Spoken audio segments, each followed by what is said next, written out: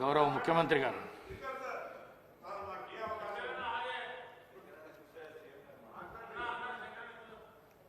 Thank you speaker sir.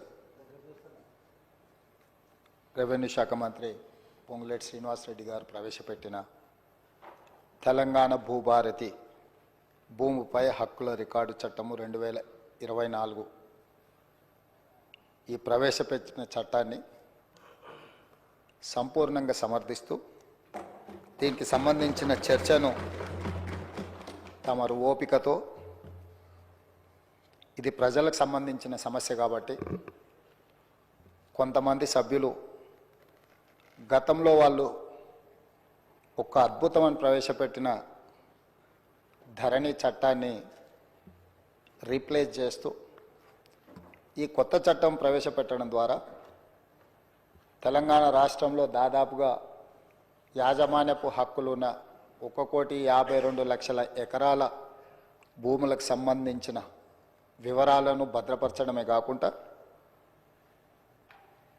అర్హులైన ప్రతి భూ యజమాని యొక్క హక్కులను కాపాడడానికి ఈ చట్టాన్ని సమర్థవంతంగా ఈ సభలో ప్రవేశపెట్టి ఈ సభలో చర్చ జరగడం ద్వారా 4 కోట్ల తెలంగాణ ప్రజలకు ఈ ప్రభుత్వం ఒక సమర్థవంతమైన ఈ తెలంగాణ రైతాంగానికి పూర్తి స్థాయిలో ఉపయోగపడే చట్టాన్ని తీసుకొచ్చింది అని ఒక భావన కల్పించి, ఒక నమ్మకం, విశ్వాసం కల్పించడానికి మీరు శాయశక్తుల ప్రయత్నం చేశారు. ప్రధాన ప్రతిపక్ష పార్టీ అహంభావంతో, అహంకారంతో సభా మర్యాదలను ఉల్లంఘించి సభాపతి మీదనే దాడి చేస్తామన్న ధోరణిలో చర్చను అడ్డుకోవాలనే ప్రయత్నం చేసింది. సహజంగా మిత్రులు సాంబశివరావు గారు చెప్పినట్టు ఎవరికైనా కుర్చీలో కూర్చుంటే సహనానికి కూడా ఒక హద్దు ఉంటుంది.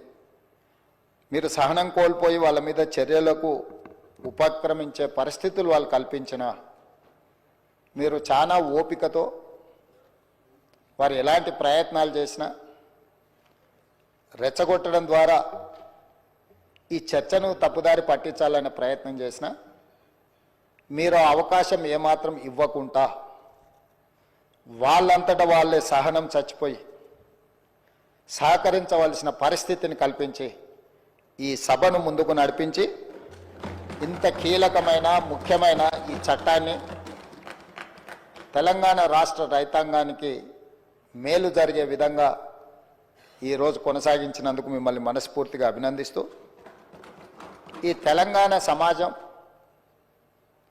ఈ ప్రాంతం ప్రతి సమస్య భూమి చుట్టూతోనే ముడిపడి ఉన్నది. ఆనాడు ప్రధానంగా కమ్యూనిస్టు సోదరులు రావి నారాయణ రెడ్డి గారు కావచ్చు, ఆరుట్ల కమలాదేవి గారు కావచ్చు, మల్లు స్వరాజ్యం గారు కావచ్చు, భీమిరెడ్డి నరసింహారెడ్డి గారు కావచ్చు, ధర్మ భిక్షం కావచ్చు, సరే ఆరుట్ల కమలాదేవి, ఆరుట్ల రామచంద్రారెడ్డి గారు, బద్దం ఎల్లారెడ్డి గారు, మిత్రులు చాలామంది చెప్తా ఉన్నారు, చాకల ఐలమ్మ, ఇట్లా అంటే చరిత్రలో వెనక్కిపోయినా కొద్దిగా వాళ్ళ పోరాటాలన్నీ కూడా వారు ఈ పోరాటంలో అసూలు బాసింది ఈ భూమి కోసమే. ఈ భూమిని ఆత్మగౌరవంగా, ఈ భూమిని హక్కుగా, ఈ భూమి వాళ్ళ జీవించే హక్కు, వాళ్ళకు ఆత్మగౌరవాన్ని తెచ్చిపెట్టేది.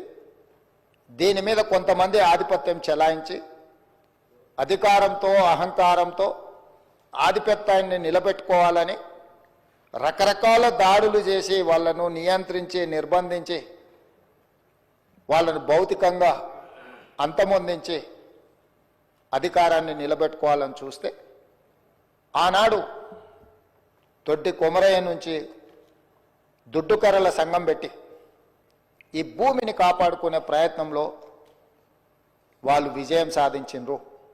వాళ్ళు అమరులు అయిండొచ్చు కాక, కానీ తెలంగాణ సమాజంలో ఉన్న భూమే తమ హక్కు, ఆత్మగౌరవాన్ని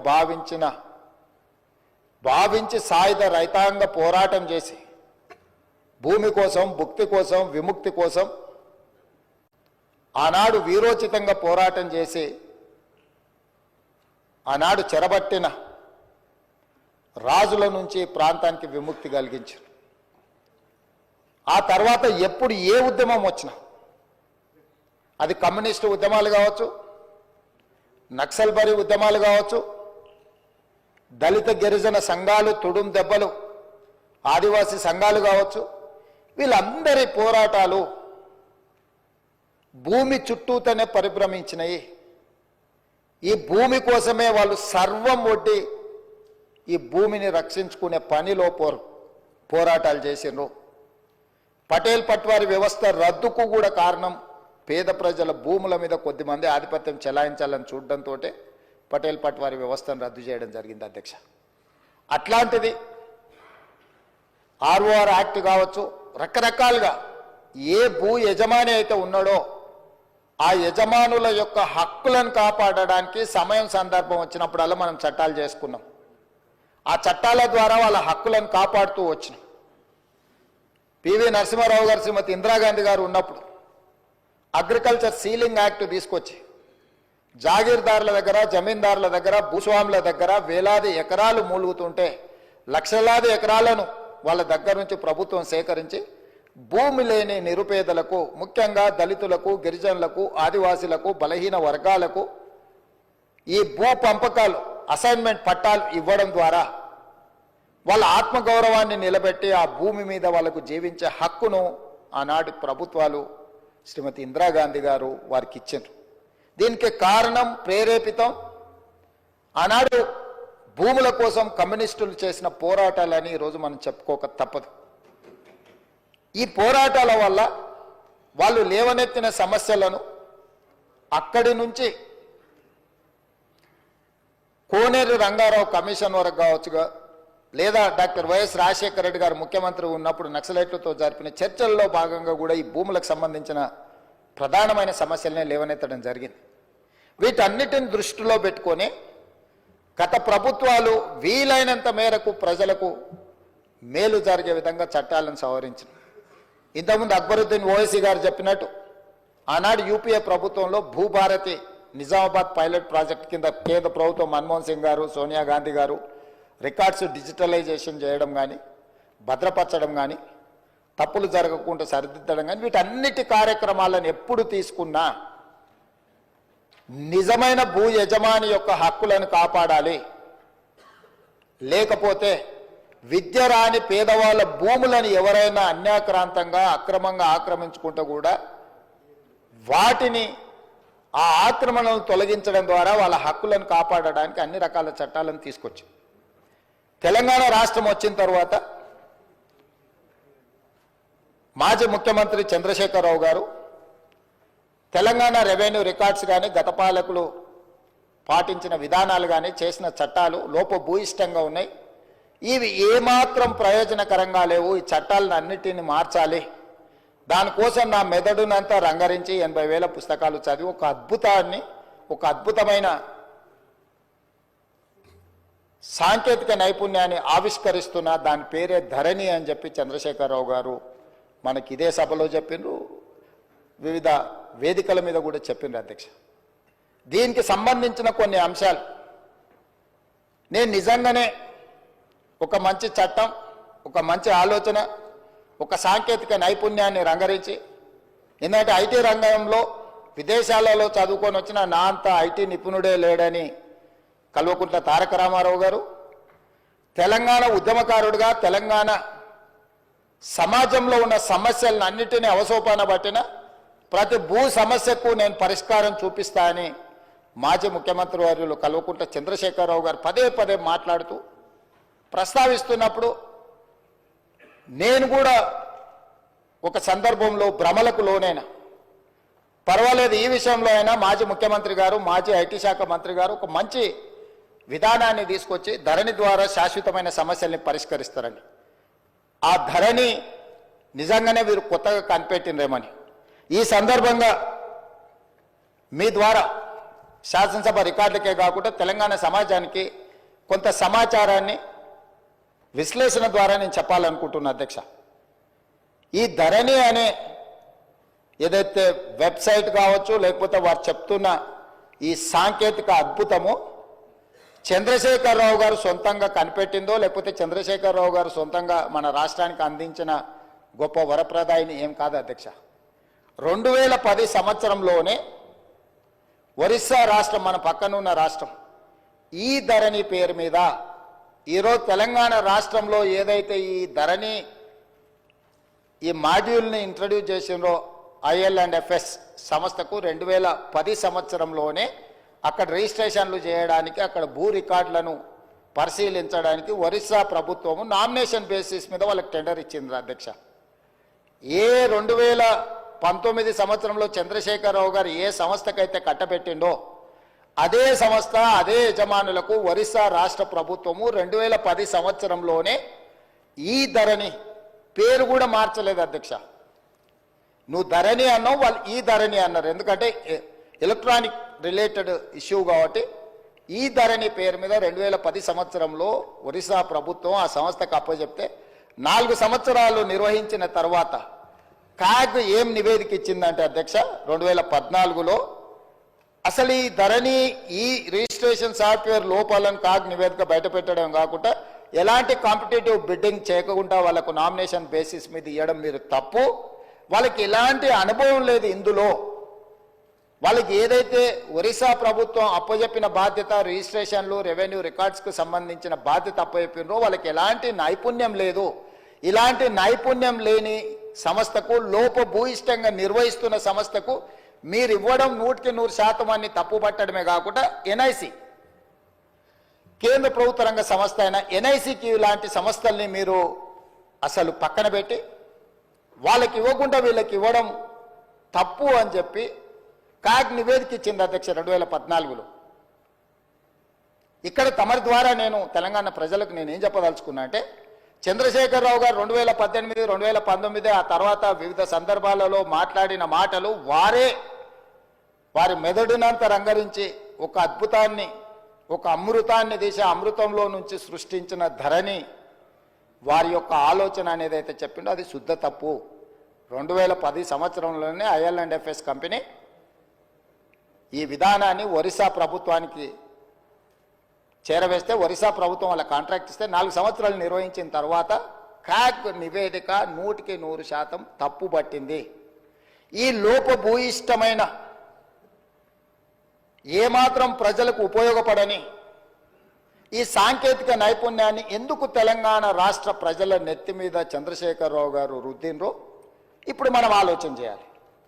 అంటే ఒక రాష్ట్రము 4 సంవత్సరాలు ఈ ప్రయోగం చేసి, ప్రయోగం ద్వారా సత్ఫలిత సాధించకపోను, దీనివల్ల ప్రయోజనం లేదని కేంద్ర ప్రభుత్వ రంగ సంస్థ అయిన కాగ్, కాంప్ట్రోలర్ ఆడిటర్ జనరల్ తప్పు పట్టిన తర్వాత కూడా చంద్రశేఖరరావు గారు దీన్ని ఎందుకు తెలంగాణ ప్రజల నెత్తి మీద రుద్దిండో తెలంగాణ ప్రజలకు చెప్పవలసిన బాధ్యత ఈ రాష్ట్ర ముఖ్యమంత్రిగా నా మీద ఉన్నది అధ్యక్ష.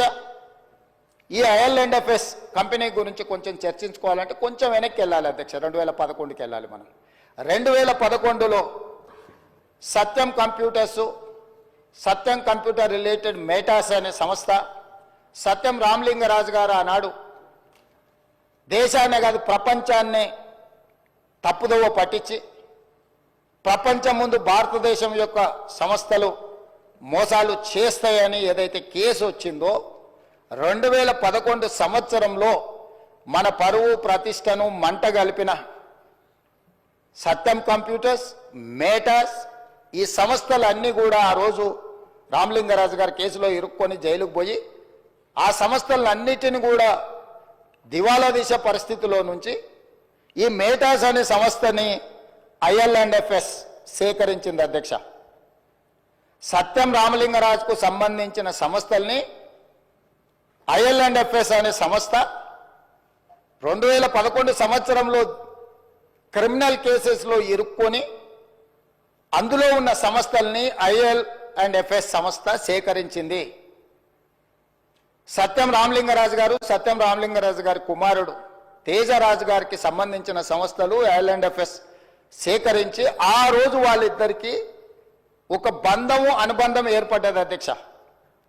ఆ అనుబంధంతో కొనసాగింపులో భాగంగా 2018 సంవత్సరంలో IL&FS సంస్థ గాదె శ్రీధర్ రాజుకు సంబంధించిన ఇంకొక సంస్థ వీళ్ళందరూ జాయింట్ వెంచర్ కింద తెలంగాణ రాష్ట్రం ఇద్దామనుకున్న ధరణి పోర్టల్ టెండర్లో భాగస్వామ్యం తీసుకున్నారు అధ్యక్ష. 2018 సంవత్సరంలో తెలంగాణ రాష్ట్ర ప్రభుత్వం portal development and maintenance and control కోసం 2018లో టెండర్ పిలిచింది అధ్యక్ష. ఈ టెండర్ ప్రక్రియలో భాగంగా IL&FS అదేవిధంగా గాదె శ్రీధర్ రాజుకు చెందిన ఈసెంట్రిక్ అదేవిధంగా విజన్ ఇన్ఫోటెక్ కంపెనీలు సంయుక్తంగా కాంట్రాక్టు సాధించుకున్నాయి.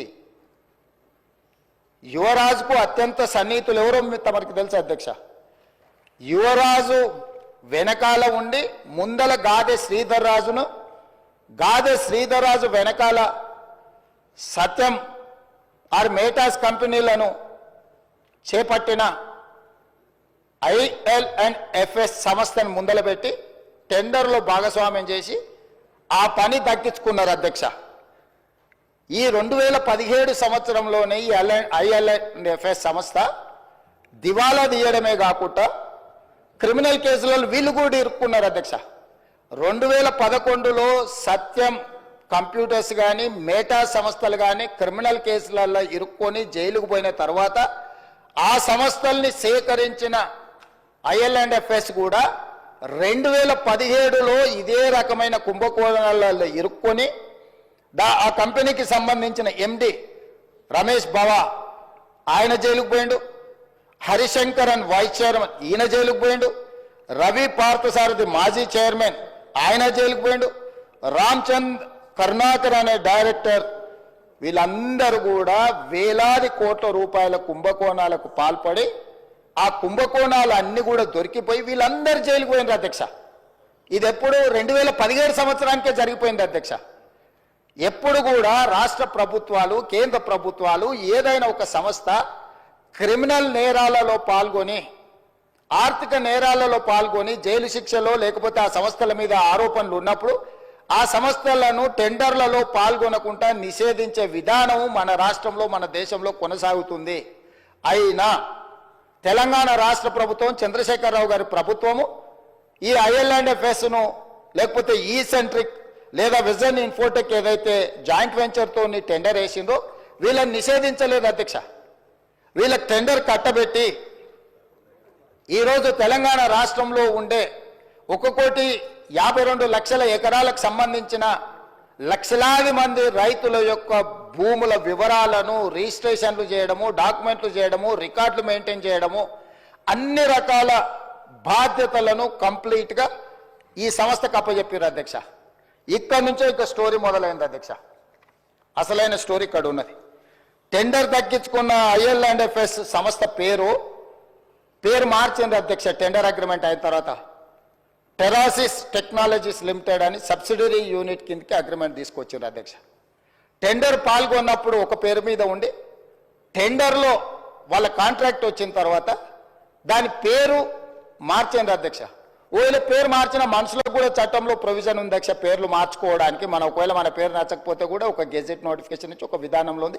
కంపెనీస్ యాక్ట్లో కూడా ఒకవేళ సేమ్ కంపెనీ ఒకవేళ పేరు మార్చుకున్నా తప్పలేదు అధ్యక్ష, పేరు మార్చుకోవచ్చు. ఇక్కడ పేరు మార్చుకున్నది అధ్యక్ష. పేరు మార్చుకున్నాకనే తతంగం మొదలైంది అధ్యక్ష. ఈ టెరాసిస్ టెక్నాలజీస్ లిమిటెడ్ అనే IL&FS సబ్సిడరీ యూనిట్ పేరు మారిన తర్వాత ఇందులోకి ఫాల్కన్ SG అనే ఒక ఫిలిపిన్ కంపెనీ దీంట్లో 52% ఒకసారి 28/10/2021 99% ఇందులో షేర్స్ మొత్తం ఈ కంపెనీ కొనేసింది అధ్యక్ష. ఫాల్కన్ SG అనే ఫిలిపిన్ కంపెనీ. ఈ కంపెనీ కొన్న తర్వాత ఇది ఇక్కడ ఆగింది అధ్యక్ష, ఆగలే. ఈ ఫాల్కన్ SG కంపెనీ నుంచి ఫాల్కన్ ఇన్వెస్ట్మెంట్స్ అనే కంపెనీ సింగపూర్ కంపెనీ ఇందులోకి వచ్చింది అధ్యక్ష. ఈ కంపెనీ అంటే ఏదైతే ఫాల్కన్ SG పేరు మీద 99% ఉందో ఆ 99% షేర్ని ఫాల్కన్ ఇన్వెస్ట్మెంట్ అనే సింగపూర్ కంపెనీ దీంట్లోకి వచ్చింది అధ్యక్ష. 1% మిగిలిపోయింది కదా అధ్యక్ష. ఆ 1% గాదె శ్రీధర్ రాజు ఎవరైతే ఉన్నారో ఆ 1% అతను కొన్నాడు అధ్యక్ష. 1% ఈ కంపెనీలో షేర్ కొన్న గాదె శ్రీధర్ రాజు ఈ కంపెనీకి సీఈఓగా మారిండు అధ్యక్ష. అంటే యువరాజు గారి మిత్రులు ఏ రకంగా ఇందులోకి తెర వెనుక నుంచి లోపలికొచ్చి దీన్ని మొత్తం తమ చేతిలోకి ఏ రకంగా తీసుకున్నారో గాదె శ్రీధర్ రాజు గారిని ఈ ఫాల్కన్ ఇన్వెస్ట్మెంట్ ఈ కంపెనీకి ఓనర్ను అంటే సీఈఓని చేసేసి వ్యవహారం మొత్తం గాదె శ్రీధర్ రాజు చేతికి అప్పచెప్పారు అధ్యక్ష. ఇది ఇక్కడ కూడా ఆగిందంటే లేదు అధ్యక్ష. ఫాల్కన్ ఇన్వెస్ట్మెంట్స్ మళ్ళీ వాళ్ళ దగ్గర ఉన్న 99% షేర్లని 100% కింద మొత్తం అంటే మొత్తం వాళ్ళకు ఉన్న మొత్తాన్ని మళ్ళీ అమ్మిండ్రు అధ్యక్ష. దాంట్లోకి ఎవరు వచ్చారు అధ్యక్ష? Sparrow Investments, GW Sky Private Limited, Hill Brook Investments వీళ్ళు ఒకవైపు వచ్చిండ్రు అధ్యక్ష. అది వీ యజమానులు ఎవరయ్యా అంటే రాహుల్ గోస్వామి, ఆనంద్ కుమార్ వీళ్ళందరు ఓనర్లు అధ్యక్ష. ఈ 3 కంపెనీల నుంచి మళ్ళీ హిల్ బ్రూక్ ఇన్వెస్ట్మెంట్స్ నుంచి కొనుక్కున్న company Gateway Fund two LP అనే ఇంకొక సంస్థ వచ్చింది అధ్యక్ష. దాంట్లో నుంచి మళ్ళీ స్పారో ఇన్వెస్ట్మెంట్స్ నుంచి కొనుక్కున్న దాంట్లో గేట్వే ఫండ్ టు ఎల్ఎల్పి ఇందులోకి వచ్చారు అధ్యక్ష. అంటే అల్లిబిల్లి కంపెనీలు అన్నిటిని పెట్టుకుంటూ ఈ కంపెనీలన్నిటి ద్వారా చివరికి వాళ్ళు ఎక్కడికి చేరింది అధ్యక్ష? ఈ గేట్వే ఫండ్ టు ఎల్ఎల్పి కానీ ఎల్పి కానీ గేట్వే ఈ లొకేషన్స్ ఇవన్నీ ఒక కంపెనీ రాహుల్ గోస్వామి అండ్ ఆనంద్ కుమార్ అనే కంపెనీ కేమెన్ ఐలాండ్స్ అధ్యక్ష. రెండో company Gateway Fund to location British virgin islands అధ్యక్ష. ఈ కంపెనీల గురించి మీకు చెప్పాలంటే అధ్యక్ష, ఏదైనా ఈ ప్రపంచంలో ఆర్థిక నేరాలు చేయడానికి ట్యాక్స్ హెవెన్ కంట్రీస్ అంటారు అధ్యక్ష. ప్రపంచంలో ఏ దేశంలో అయినా ఏ ప్రాంతంలో అయినా ఆర్థిక నేరాలకు పాల్పడే కంపెనీలు ఆ దేశానికి ఎట్లా ఫుల్ ప్రూఫ్ ఉంటుంది అధ్యక్ష? ఆ దేశంలోకి పోయి నువ్వు ఏ దేశంలో ఏ నేరం చేసినా ఆ దేశంతో ఎలాంటి ఒప్పందాలు ఉండవు అధ్యక్ష. అతన్ని పట్టించరు, ఆ కంపెనీ వివరాలు చెప్పరు, దానికి ఏం సంబంధించింది ఏం చెప్పరు అధ్యక్ష. అదేవిధంగా ఇందులోకి గాదె శ్రీధర్ రాజు గారు రిలేటెడ్ కంపెనీలు పరాడిమ్ ఇన్నోవేషన్స్ ఎల్ఎల్సి, అదేవిధంగా క్వాంటెల్లా ఐఎన్సి ఈ 2 అమెరికా కంపెనీలు వచ్చినాయి అధ్యక్ష. సో ఎక్కడైతే టెర్రాసిస్ టెక్నాలజీస్ లిమిటెడ్లో బయలుదేరిన మన స్టేట్ అగ్రిమెంటు ఫిలిపిన్ దేశానికి పోయింది, ఫిలిపిన్ దేశాన్ని నుంచి సింగపూర్ దేశానికి పోయింది, సింగపూర్ దేశాన్ని నుంచి మళ్ళీ కేమెన్ ఐలాండ్స్కి పోయింది, తర్వాత వర్జిన్ ఐలాండ్స్కి పోయింది, తర్వాత అమెరికా దేశంలో ఉండే 2 కంపెనీలు. చివరికి ఈ కంపెనీలు ఈ సంస్థలను నిర్వహించే వాళ్ళు ఈ కేమెన్ ఐలాండ్స్లో వర్జిన్ ఐలాండ్స్లో తేలింది అధ్యక్ష. ఈ 2 దేశాలు ఎట్లాంటివంటే ప్రపంచంలో ఏ ఆర్థిక నేరం జరిగినా ఆ ఆర్థిక మూలాలు పనామా లీక్స్ కానీ లేకపోతే మీరు ఈ ప్రపంచంలో జరిగిన ఏ పెద్ద ఆర్థిక నేరాన్ని ఎత్తికినా ఆ సంబంధించిన కంపెనీలు ఈ 2 దేశాలలో ఉంటాయి అధ్యక్ష. ఆ దేశాలలో ఉన్న కంపెనీలు ఈరోజు ఈ టెరాసిస్ ఏదైతే ఈ ధరణి ఏదైతే ఉందో ఈ ధరణి మొత్తం ఆ దేశానికి వెళ్ళిపోయింది అధ్యక్ష. ఎవరో దాని ఓనర్లు అంటే అధ్యక్ష ఫాల్కన్ ఇన్వెస్ట్మెంట్ ప్రైవేట్ లిమిటెడ్లో ఉన్న ఓనరు ఏదైతే ఈ సింగపూర్ బేస్డ్ కంపెనీ ఉందో రాహుల్ గోస్వామి, ఈయన సింగపూర్ సిటిజన్, ఆనంద్ కుమార్ ఈయన సింగపూర్ సిటిజన్, లతికాదేవి అమ్మ daughter of Radhakrishna Pillai Singapore citizen అధ్యక్ష. వీరితో పాటు అధ్యక్ష స్పారో ఇన్వెస్ట్మెంట్స్ ప్రైవేట్ లిమిటెడ్ అనే కంపెనీ కూడా ఇది సింగపూర్ కంపెనీ అధ్యక్ష. స్పారో ఇన్వెస్ట్మెంట్ ఇది ఈ టోటల్ ఈ ఉండే కంపెనీలు అని కూడా ఇవి సింగపూర్ సంస్థలు అధ్యక్ష. అదేవిధంగా అధ్యక్ష జీడబ్ల్యూ స్కై ప్రైవేట్ లిమిటెడ్ అనే సంస్థ కూడా సింగపూర్దే అధ్యక్ష. జీడబ్ల్యూ సేమ్ వీళ్ళందరూ. తర్వాత పారాడిమ్ ఇన్నోవేషన్స్ ఎల్ఎల్సి అనేది అమెరికన్ కంపెనీ అధ్యక్ష.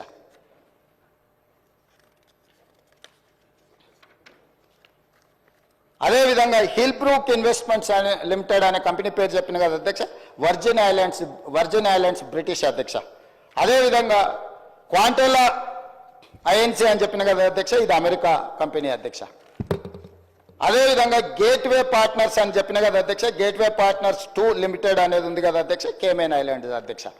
అంటే ఈ మొత్తం కంపెనీలు ఈ రోజు నిర్వహిస్తున్న గాదె శ్రీధర్ రాజుతో సహా వీళ్ళెవ్వరూ ఈ దేశ పౌరులు కాదు అధ్యక్ష, ఈ రాష్ట్ర పౌరులే కాదు, ఈ దేశంలో పక్క రాష్ట్ర పౌరులైనా పర్వాలేదు అధ్యక్ష, ఎవ్వరు కూడా ఈరోజు ఈ ధరణి పోర్టల్ నిర్వహిస్తున్న టెరాసిస్ కంపెనీ పేరు మీద మొదలయ్యి మారుకుంటూ పేర్లు మారుకుంటూ సంస్థలు మారుకుంటూ దేశాలు మారుకుంటూ ఈరోజు కేమెన్ ఐలాండ్స్కు బ్రిటిష్ వర్జిన్ ఐలాండ్స్కి ఎక్కడికైతే చేరిందో అవి ప్రపంచంలో ఆర్థిక నేరాలకు సంబంధించిన ట్యాక్స్ హెవెన్ కంట్రీస్ అధ్యక్ష. ఆ దేశంలో నేరం చేసిన ఎవడు పట్టుకోలేడు, ఆ దేశం ఎవరికి వివరాలు ఇవ్వదు. ఈరోజు మన ధరణి పోర్టల్ అనేది ఆ దేశానికి ఆర్థిక నేరాలకు పాల్పడే దేశంలో ఉన్న సంస్థ చేతిలోకి మన తెలంగాణ రాష్ట్ర రైతాంగం యొక్క సంపూర్ణమైన వివరాలు ఈరోజు అక్కడికి వెళ్ళిపోయినాయి అధ్యక్ష. ఇది ఘనత వహించిన 80,000 పుస్తకాలు చదివిన తన మెదడంతా రంగరించి తయారు చేసిన అమెరికాకి వెళ్ళి ఐటీలో లక్షల కోట్ల రూపాయలు సంపాదించే ఉద్యోగాన్ని వదులుకొని తెలంగాణను ఉద్ధరిద్దామని వచ్చేసిన the great IT and industries minister mister Kalvakuntla Taraka Ramarao గారి నేతృత్వంలో పిలిచిన ఈ టెండర్ ఏ సంస్థ పిలిచింది అధ్యక్ష? TSTS, Telangana state technology centre services. అది ఎవరు ఆధ్వర్యంలో? ఐటీ మినిస్టర్ ఆధ్వర్యంలో ఉంటుంది అధ్యక్ష. రెవెన్యూ డిపార్ట్మెంట్కు సంబంధించిన వ్యవస్థను నిర్వహించడానికి టెండర్ పిలవడానికి TSTSకి ఇస్తే TSTS టెండర్ పిలిచి ఆ శాఖ మంత్రి కేటీఆర్ గారు ఈరోజు వీళ్ళందరూ ఇప్పుడు నేను చదివి వినిపించిన వాళ్ళు గాదే శ్రీధర్ రాజు, రాహుల్ గోస్వామి, ఆనంద్ కుమార్ ఇట్లాంటి విదేశీ పౌరులు విదేశీ సంస్థల చేతుల్లో ఉన్న కంపెనీలో ధరణి పోర్టల్ పెట్టడంతో పూర్తిగా భద్రంగా ఎవరికి తెలియకుండా ఇది ఒక కాంట్రాక్చువల్ అగ్రిమెంట్ అధ్యక్ష. రెవెన్యూ డిపార్ట్మెంట్కు భూ యజమాని అయిన నాకు మా ఇద్దరికి సంబంధించిన వ్యవహారం అధ్యక్ష. రెవెన్యూ డిపార్ట్మెంట్లో CCLA దగ్గర నా వివరాలు ఉండాలి. నాకు ఆ సంస్థ రెవెన్యూ శాఖకు మాత్రమే సంబంధం ఇది అధ్యక్ష.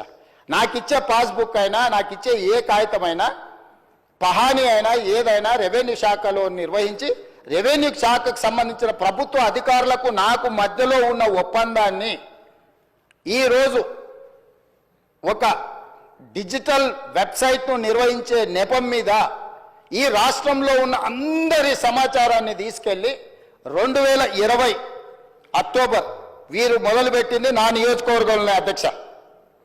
ఈ ధరణి పోర్టల్ని ఆనాడు నేను పార్లమెంట్ సభ్యుడిగా బాధ్యత వహిస్తున్న మల్కాజ్గిరి పార్లమెంటు నియోజకవర్గంలో అక్టోబర్ 29, 2020 నాడు మూడుచింతలపల్లిలో ధరణి పోర్టల్ని మొట్టమొదట చంద్రశేఖరరావు గారు ప్రారంభించారు అధ్యక్ష.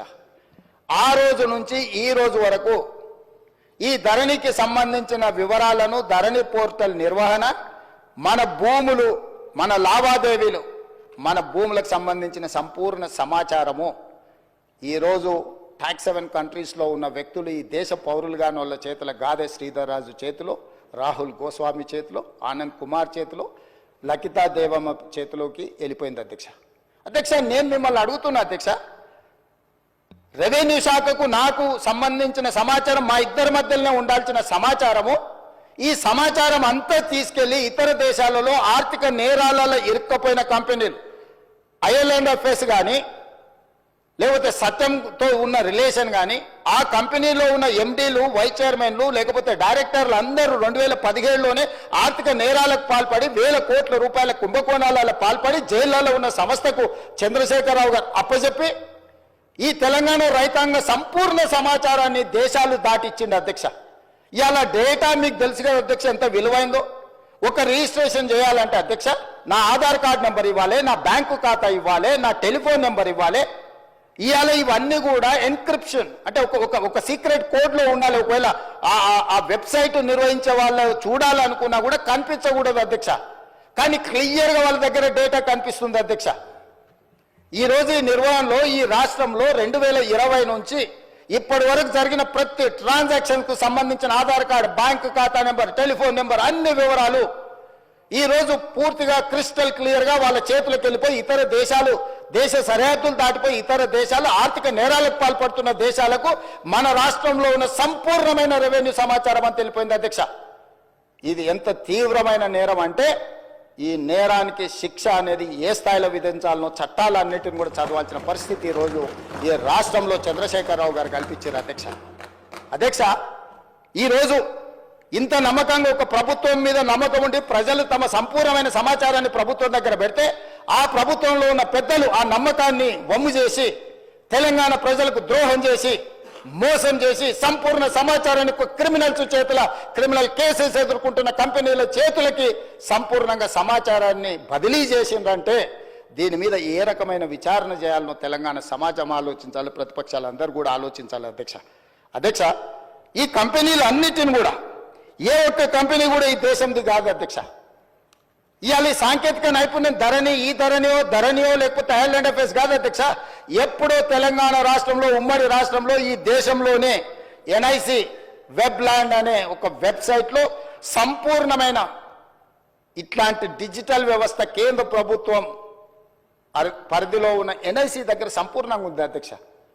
ఇవాళ గుడ్ గవర్నెన్స్ మన దగ్గర ఉంది అధ్యక్ష. మనం లక్షలాది రాష్ట్రాల దేశాల పరీక్షలు మనం నిర్వహిస్తున్నాం అధ్యక్ష. మరి చెన్నారెడ్డి మానవ వనరుల విభాగంలో అద్భుతమైన సాంకేతిక నైపుణ్యం ఉన్న వ్యవస్థ మొత్తం మన ప్రభుత్వంలో ఉంది అధ్యక్ష. మనమే ఇతర దేశాలకు ఆదర్శంగా ఉండేటట్టు, ఇతర రాష్ట్రాలకు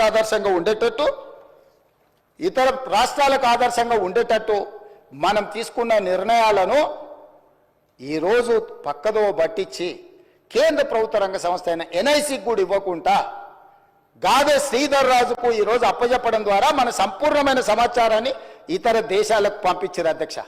అందుకే నేను అడుగుతున్నా అధ్యక్ష, టెరాసిస్తో మొదలైన ఈ లావాదేవీ టెండర్లో సక్సెస్ అయిన IL&FS సంస్థ నుంచి ఫాల్కన్ ఎడ్జి సింగపూర్ కంపెనీకి ఎట్లా పోయింది, ఫిలిపిన్ కంపెనీకి ఎట్లా పోయింది, అక్కడ నుంచి ఫాల్కన్ ఇన్వెస్ట్మెంట్స్కి ఎట్లా పోయింది, అక్కడ నుంచి స్పారో ఇన్వెస్ట్మెంట్స్కి ఎట్లా పోయింది, అక్కడ నుంచి JW స్కై ప్రైవేట్ లిమిటెడ్కి ఎట్లా పోయింది, అక్కడ నుంచి గేట్వే ఫండ్ 2 LPకి ఎట్లా పోయింది, అదేవిధంగా హిల్బ్రూక్ ఇన్వెస్ట్మెంట్ సంస్థకి ఎట్లా పోయింది, అదేవిధంగా పారాడిమ్ ఇన్నోవేషన్స్ LLCకి ఎట్లా పోయింది, అదేవిధంగా క్వాంటెల్ INCకి ఎట్లా పోయింది. ఇవన్నీ సంస్థలు టాక్స్ 7 కంట్రీస్ అయిన ఈరోజు కేమెన్ ఐలాండ్స్ కానీ లేకపోతే బ్రిటిష్ ఐలాండ్స్ కానీ ఈ సమాచారం చేరిన తర్వాత ఇంకా అద్భుతమైన ఎన్నికల ముందు చంద్రశేఖరరావు గారు వాదించడమే కాకుండా మేము దీన్ని మార్పు తీసుకొస్తాము అని చెప్తే మమ్మల్ని అందరినీ కూడా బంగాళాఖాతంలో వేయమని వారు తిట్టిండ్రు అధ్యక్ష.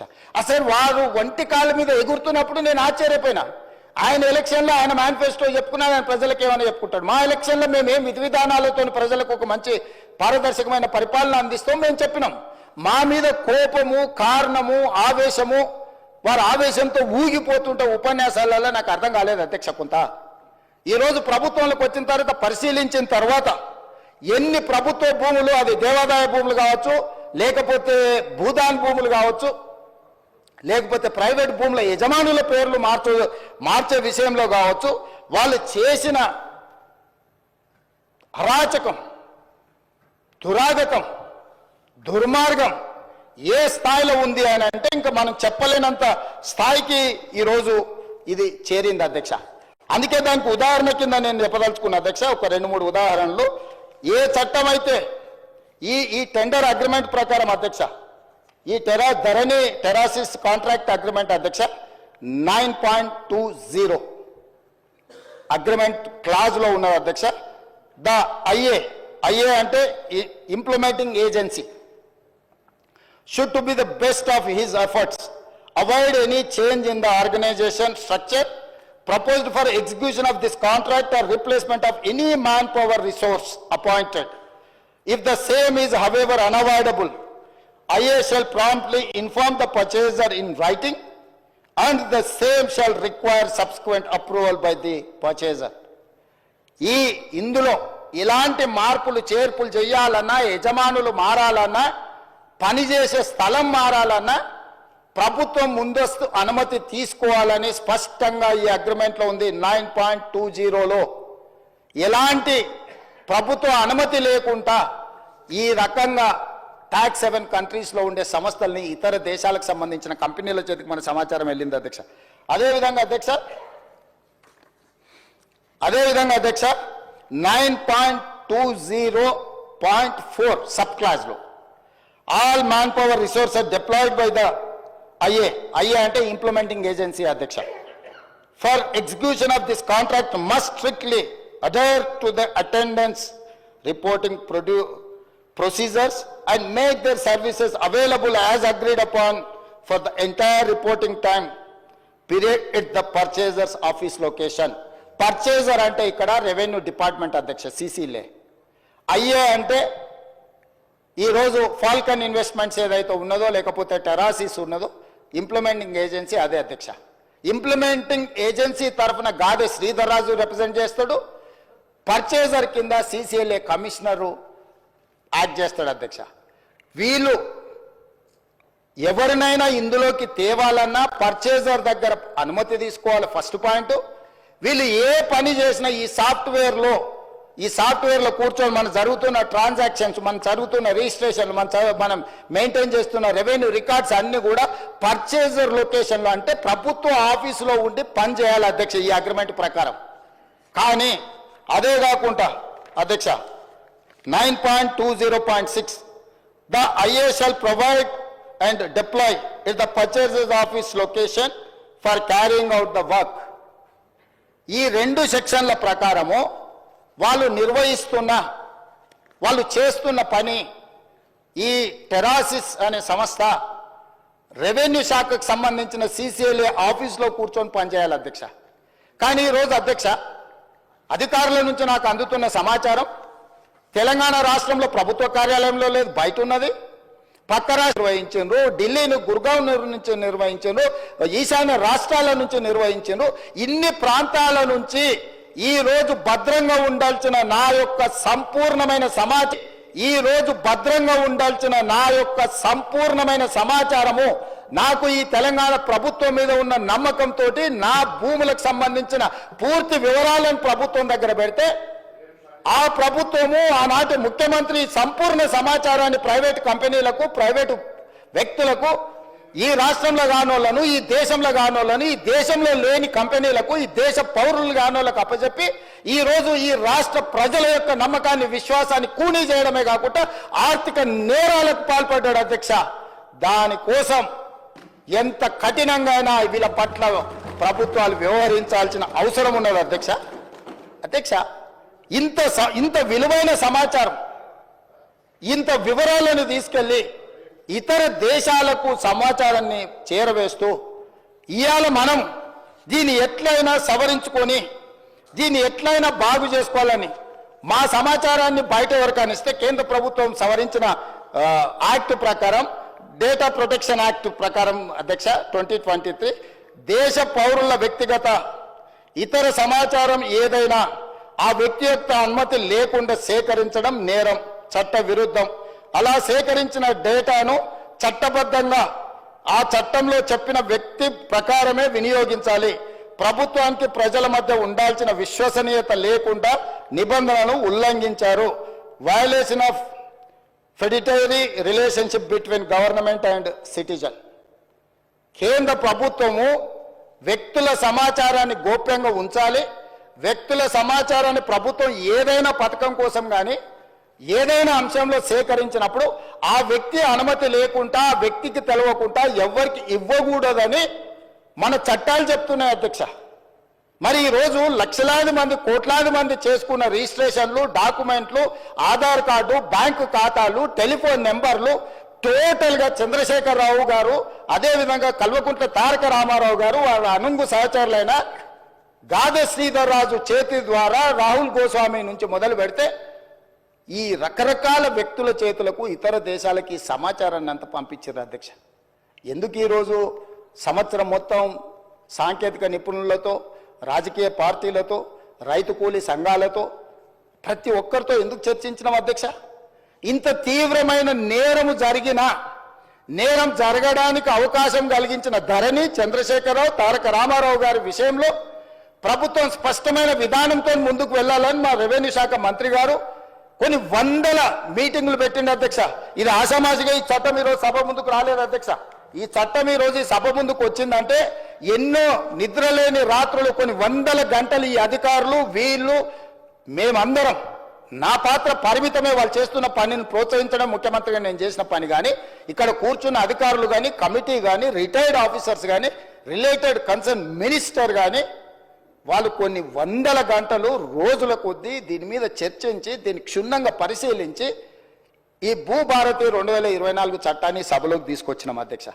ఈ సభలోకి తెచ్చి దీని పట్ల ఒక మంచి చర్చ జరగడం ద్వారా సంపూర్ణమైన విశ్వాసాన్ని ఇవ్వాలి. మేము వచ్చిన తర్వాత వాళ్ళ కాంట్రాక్టు పూర్తి చేసి ఎన్ఐసికి బదిలీ చేసినాం అధ్యక్ష. నిన్నమననే వాళ్ళకి టెండర్ అగ్రిమెంట్ ఉండి బదిలీ చేయని పరిస్థితుల్లో నా తెలిసి ఒక నెల అయినట్టు కేంద్ర ప్రభుత్వానికి సంబంధించిన సంస్థకు ఈ సమాచారాన్ని బదిలీ చేసి ఇవాళ సంస్థ టెరాసిస్ అనే సంస్థ గాదే శ్రీధర్ రాజు ఎన్ఐసికి సహకరిస్తలేడు. ఎందుకంటే ఈ డేటా మొత్తం ట్రాన్స్ఫర్ చేయాలి. ప్రభుత్వ రంగ సంస్థ దాన్ని నిర్వహించాలి అని అంటే తన దగ్గర ఉన్న సమాచారాన్ని మొత్తం ఈ కేంద్ర ప్రభుత్వానికి బదిలీ చేస్తే తప్ప, కేంద్ర ప్రభుత్వ రంగ సంస్థకు బదిలీ చేస్తే తప్ప ఈ రోజు అది నిర్వహించలేని పరిస్థితి. ఎందుకు మేము కొంతకాలం మౌనంగా ఉన్నామంటే ఇప్పుడు ఏ మాత్రం ఇందులో ఏ కేసులో ఇంకే విచారణకు ఆదేశిస్తే ఒక్క టాక్స్ హెవెన్ కంట్రీస్లో కేమెన్ ఐలాండ్స్లో లేకపోతే వర్జీనియా, బ్రిటిష్ వర్జీనియా ఎక్కడో ఉండి ఒక్క క్లిక్ కొడితే మన దగ్గర ఉన్న సమాచారం మొత్తం క్రాష్ అయిపోతుంది అధ్యక్ష. మన దగ్గర ఉండే సర్వర్లు అన్నిటిని కూడా డౌన్ చేస్తే దీన్ని రిపేర్ చేసుకోవడానికి, రిస్టోర్ చేసుకోవడానికి లేదా భవిష్యత్తులో రిజిస్ట్రేషన్లు చేసుకోవాలంటే కూడా అది రోజులు పట్టొచ్చు, నెలలు కూడా పట్టొచ్చు అధ్యక్ష.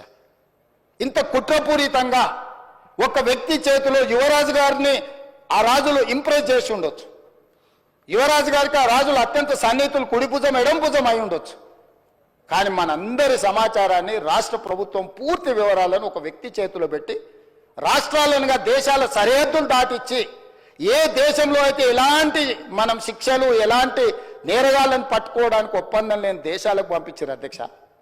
నేను ఈరోజు మీకు చెప్తున్నా అధ్యక్ష, పార్లమెంట్ సభ్యుడిగా కొన్ని వందల లెటర్లు రాసిన ఆ దేశాలకు నేను మనుషులను పంపించిన డేటా సేకరించడానికి డబ్బులు కట్టైనా తీసుకురాపోండి అని యుఎస్ నుంచి నా మిత్రులను ఆ దేశానికి పంపించిన అధ్యక్ష. వాళ్ళు ఇవ్వలేదు. నా దగ్గర చాలా వివరాలు ఉన్నాయి అధ్యక్ష. నేను దీని మీద రీసెర్చ్ చేసినప్పుడు వీళ్ళు ఎన్ని రకాల అధ్యక్ష రిజిస్ట్రేషన్స్ అనేటివి డే టైంలో జరుగుతాయి అధ్యక్ష. మనం స్లాట్ బుక్ చేసుకుంటాం నార్మల్గా 10 to 5 or 6, 7 ఒకవేళ అయితే 7, 8 o'clock రిజిస్ట్రేషన్లు అయితే రాత్రి 9 గంటల నుంచి ఉదయం 6 గంటల వరకు కూడా రిజిస్ట్రేషన్లు జరిగిన డాక్యుమెంట్లు ఉన్నాయి అధ్యక్ష. అర్ధరాత్రి పూట ఏ ప్రభుత్వ అధికారి డాక్యుమెంట్లు రిజిస్ట్రేషన్ చేసిండు? అర్ధరాత్రి డాక్యుమెంట్లు రిజిస్ట్రేషన్ చేసే వ్యవస్థ మన రాష్ట్రంలో ఉందా? ఏ చట్టం ప్రకారం అర్ధరాత్రి పూట్ల డాక్యుమెంట్లు ఎగ్జిక్యూట్ అయినాయో ఇవాళ మనం విచారణ చేయాల్సిన అవసరం లేదా అధ్యక్ష? ఎందుకు ఈరోజు వాళ్ళు అక్కడ నించోని, ఎందుకు ఈరోజు చర్చ జరగకుండా భూభారతి 2024 మీద చర్చనే జరగొద్దు, ససే మీద ముఖ్యమంత్రి గారు ఒకవేళ మాట్లాడితే ఈ బండారం బయటపడుతుంది, ఎట్లయినా అడ్డుకోవాలి అని ఎన్ని రకాల ప్రయత్నాలు చేసిండ్రు మీరు చూసిండ్రు కదా అధ్యక్ష. అధ్యక్ష, ధరణి వెబ్సైట్ వచ్చిన తర్వాత కొన్ని డాక్యుమెంట్లు నేను చెప్పదలుచుకున్నా అధ్యక్ష. మిత్రుడు మహేష్ రెడ్డి గారు కూడా ఉన్నారు, వారు కూడా వినాలి. కిషన్ రెడ్డి గారు స్వయంగా తిమ్మాపూర్ ఆయన సొంతూరులో భూదాన్ భూములకు సంబంధించి కిషన్ రెడ్డి గారు అపోజిషన్ లీడర్గా ఉన్నప్పుడు వాళ్ళు కంప్లైంట్ చేసిండు అధ్యక్ష. 100 ఎకరాల భూదాన్ భూమిని డాక్యుమెంట్లు మార్చే పరిస్థితి ఉన్నది, వాటి కాపాడు ఉండని. ఈరోజు కేంద్ర మంత్రి అధ్యక్ష కిషన్ రెడ్డి గారు, గతంలో హోంశాఖ మంత్రి అధ్యక్ష, ఆ కిషన్ రెడ్డి గారు ఫిర్యాదు చేసిన భూములను కూడా భూదాన్ భూములను కందుకూరు మండలం తిమ్మాపూర్ గ్రామం కిషన్ రెడ్డి కేంద్ర హోంశాఖ మంత్రిగా ఉన్నప్పుడే ప్రైవేట్ వ్యక్తుల పేర్ల మీద, ప్రైవేటు భూముల పేరు మీద భూదాన్ భూములను మార్చి భూములను అమ్మేసి దాని వెనకాల ఉన్నది ఎవరో తేలాలి అధ్యక్ష. నేను వచ్చిన తర్వాత ఎఫ్ఐఆర్ చేయించిన అధ్యక్ష. నేను వచ్చిన తర్వాత కిషన్ రెడ్డి గారి ఫిర్యాదును ఒక కేంద్ర మంత్రి అయిన ఆ భయం కూడా లేదు. ఆ రోజు హోంశాఖ మంత్రిగా కిషన్ రెడ్డి గారు ఉన్నారు అధ్యక్ష. ఆయన సొంతూరులో 100 ఎకరాల భూదాన్ భూములకు సంబంధించి కిషన్ రెడ్డి గారు ఫిర్యాదు చేస్తే కిషన్ రెడ్డి గారి ఫిర్యాదును కూడా లెక్క చేయకుండా భూములను ప్రైవేట్ వ్యక్తుల పేరు మీదకి మార్చేసింది అధ్యక్ష. నేను వచ్చిన వెంబడే నేను కేసు కట్టించిన అధ్యక్ష. పోకల్వాడలో ఈరోజు ప్రభుత్వ భూములను ప్రైవేట్కు ఈ ధరణి పోర్టల్ ద్వారా ఒక 2 ఎగ్జాంపుల్స్ చెప్తున్నా అధ్యక్ష. కొన్ని వందల వేలు ఉన్నాయి. రంగారెడ్డి, సంగారెడ్డి, మేడ్చల్ లాంటి జిల్లాలే కాదు ఇతర ప్రాంతాలలో కొన్ని వేల ఎకరాల ప్రభుత్వ భూములను యజమానుల పేర్లు మార్చడమే కాదు కొత్త కొత్త అన్ని తయారు చేసి వాటి అన్నిటిని కూడా సిద్దిపేట రకరకాల ఒక్క దగ్గర అని కాదు, నాగారము ఏ ఒక ప్లేస్ అని కాదు అధ్యక్ష.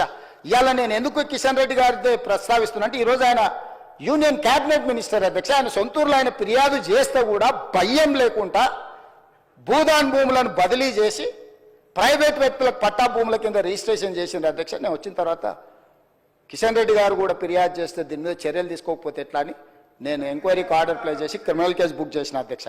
ఇట్లా ప్రతి దగ్గర ఒక్కొక్కటి కాదు అధ్యక్ష, పోకల్వాడలో కానీ ఇతర ప్రాంతాలలో కానీ చాలా ప్లేసులు, చాలా ఎఫ్ఐఆర్లు, కొన్ని మా గంధంగూడ విలేజ్ కానీ, ఇవి నేను వచ్చిన తర్వాత కొన్ని నా దృష్టికి వచ్చిన వాటిని ఈరోజు నేను ఈ క్రిమినల్ కేసులు ప్రభుత్వ భూములను, ప్రైవేట్ భూములను, ప్రైవేట్ అయితే ఇప్పుడు ఈ వెబ్సైట్ ఓనర్కి ఎంత స్వేచ్ఛ ఉందంటే ఏడైనా కూర్చోవచ్చు, ఎప్పుడైనా ఏం కావాలన్నా ధరణి పోర్టల్కి వెళ్ళిపోయి మహేశ్వర్ రెడ్డి గారి పేరు మీద ఉన్న భూమిని శంకర్ గారి పేరు మీదకి మార్చవచ్చు, శంకర్ గారి పేరు మీద ఉన్న భూమి రేవంత్ రెడ్డి పేరు మీదకి మార్చవచ్చు, 30 ఎకరాలు ఉన్న భూమిని 3 ఎకరాలు చేయొచ్చు, 3 ఎకరాలు ఉన్న భూమిని 3 గుంటలు చేయొచ్చు.